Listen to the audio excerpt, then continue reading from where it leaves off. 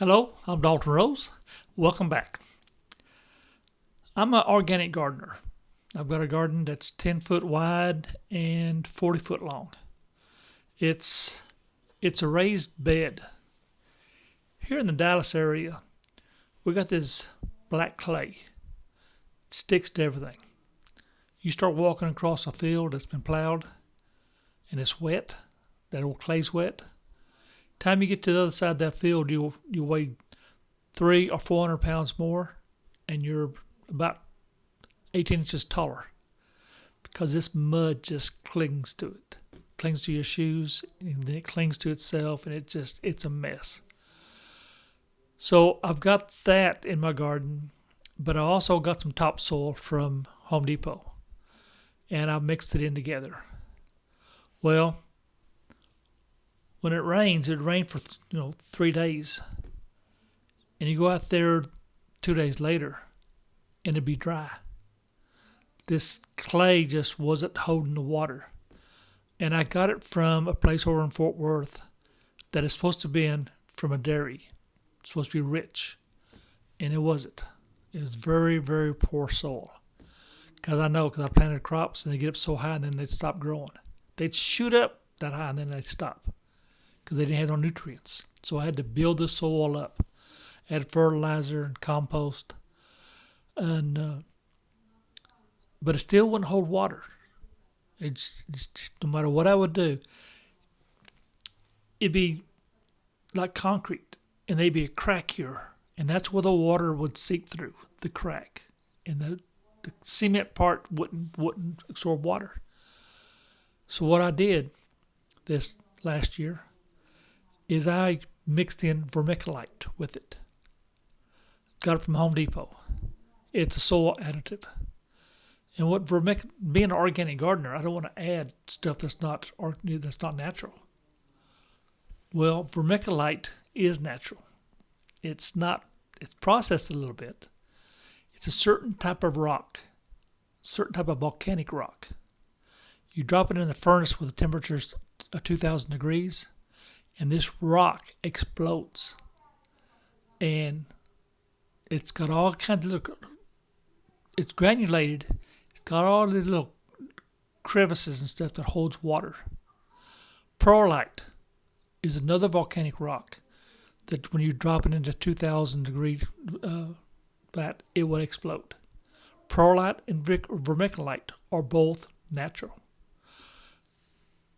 Not in the natural stage that it is because it's been heated so quickly. You add perlite if your ground is too wet and you need a drainage. Perlite helps in that area. If you have the opposite problem, you need vermiculite. It rains an inch. I'll go out there a week later, dig down that too far, and the ground is saturated. The ground's still wet. Not saturated, but it's still wet. After weeks, it'd be dry, 10 inches down, because of the crevices and stuff where the water flowed. So if you're an organic gardener and you're having a problem with water retention or holding too much water, vermiculite for drainage, perlite for drainage, vermiculite to hold the water. Another thing as far as organic stuff,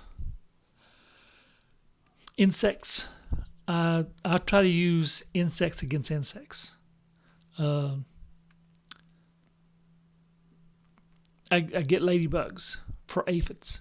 I had aphids last year on one of my eggplants, and I buy ladybugs. And what you do with ladybugs, they're usually in a little net sack. You go out there and you cut the top of it off, cut the side off. Then things keep trying to climb up. But you put them out right after dark. If you put them out in the daylight, they're going to fly away. Put them right after dark, they start climbing. Then when the sun starts coming up in the morning, they see you got these little insects all over the place, the little aphids. They say, hey, I got free meal right here, so they don't go nowhere. Last year, before I bought my ladybugs, I found ladybugs in my garden from the year before. They laid eggs. Apparently the eggs hatched and I had ladybugs. Not as many as I wanted. Another creature that showed up this year, unexpectedly, was a praying mantis. And it was in the same area where the aphids were at. As insects would come and get that juice that the aphids were producing, the praying mantis was getting them. Well, doing a little research, I found out that praying mantises will eat squash bugs.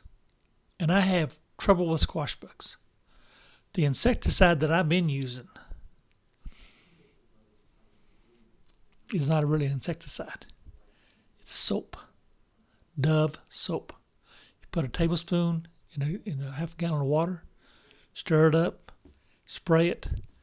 What it is, most soap has lime in it. And lime cuts the oil and the wax off the squash bugs. Most bugs. And it kills them in just a few minutes or a few seconds. If you wanted to go through the process of cutting down an oak tree, heating it real hot, getting the ash, processing it to get the lime will also work out to kill these insects. But if you know anything about lime, you know you don't want to get it on your body because it burns you. It is an acid.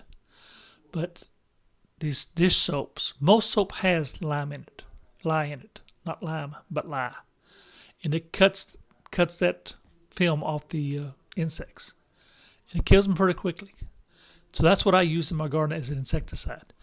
But you don't want to spray your whole garden because you're going to kill all the beneficial insects. The bees, for example. You got to have bees to pollinate the crop. So I try to use insects against insect. What my dad had one time, he had these long black bugs get on his squash. He went out there and his crops were he didn't have a big crop. My garden's bigger than what he had. Well, mine is longer than his, but I guess he had more rows. But it'd be probably about the same.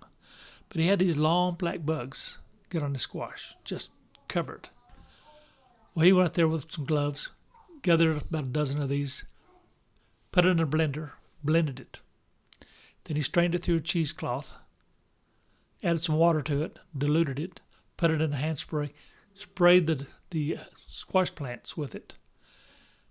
Well, this juice and stuff came from the guts, some of the guts of these insects, which has bacteria in it. And apparently these other ones didn't like that bacteria because it killed a whole bunch of them.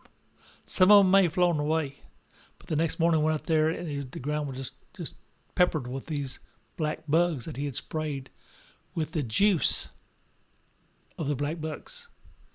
I guess you'd call it germ warfare. But anyway, that's all for this video. See you on the next one. Have a good day.